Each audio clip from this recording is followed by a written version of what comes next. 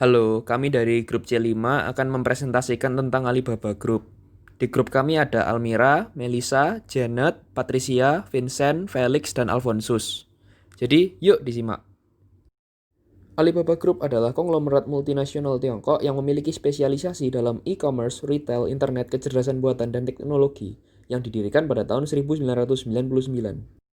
Pada tahun tersebut, pendiri Alibaba Group yaitu Jack Ma berhenti dari pekerjaannya yang dulu dan kembali ke Hangzhou. Pada saat itu, Jack Ma bersama tim mendirikan Alibaba. Website Alibaba adalah sebuah marketplace B2B atau bisnis ke bisnis di Cina. Jack Ma memulai mendirikan Alibaba dengan modal sebesar 500.000 yuan Cina. Alibaba Cloud meluncurkan program aliansi mitra guna mendorong adopsi penggunaan cloud. Aliansi ini melibatkan lebih dari 40 mitra ekosistem, termasuk di dalamnya ada dua perusahaan telekomunikasi terbesar di Indonesia, Indosat Ooredoo dan Telkom Indonesia.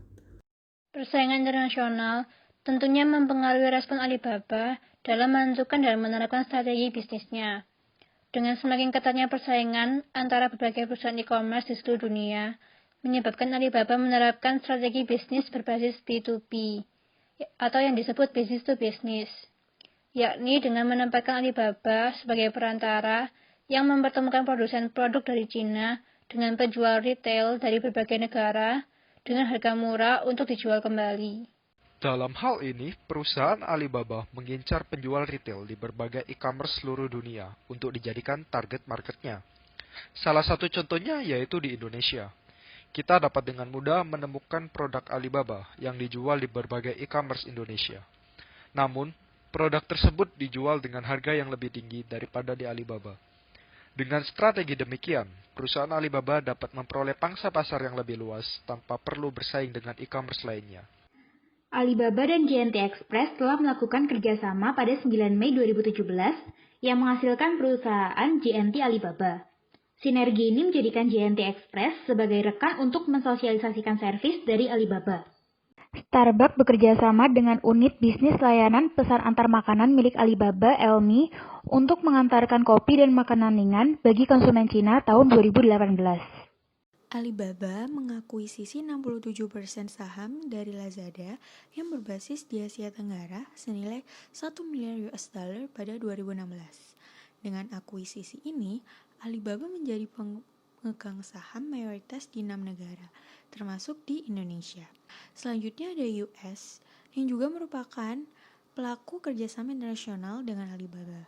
Pelaku usaha Amerika kini berpeluang untuk dapat menjual produknya di web Alibaba. Hal itu merupakan salah satu upaya Alibaba untuk melakukan ekspansi ke segmen B2B. Halo, nama saya Melisa. Saya akan menjelaskan pentingnya peran budaya dalam bisnis internasional Alibaba. Menurut kelompok kami, budaya itu sangat mempengaruhi dan mengambil peran penting dalam bisnis internasional Alibaba. Ini adalah budaya digital.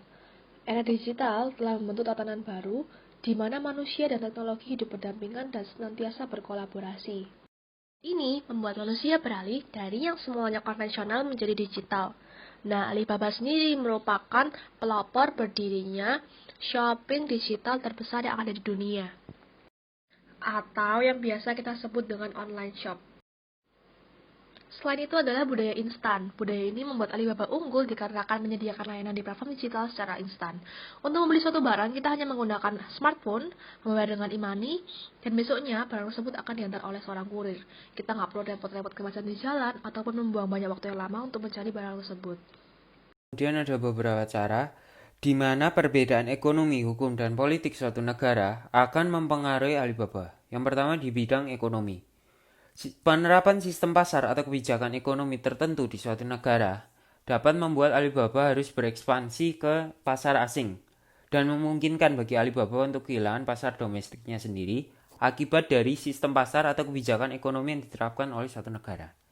Kemudian, di bidang politik dan hukum, dengan diterapkannya undang-undang dan sistem hukum yang berbeda-beda di tiap negara, akan mempengaruhi Alibaba. Contohnya seperti penerapan kuota, embargo, tarif, dan subsidi. Dan bila ada sistem hukum suatu negara yang kacau, akan berpengaruh bagi Alibaba.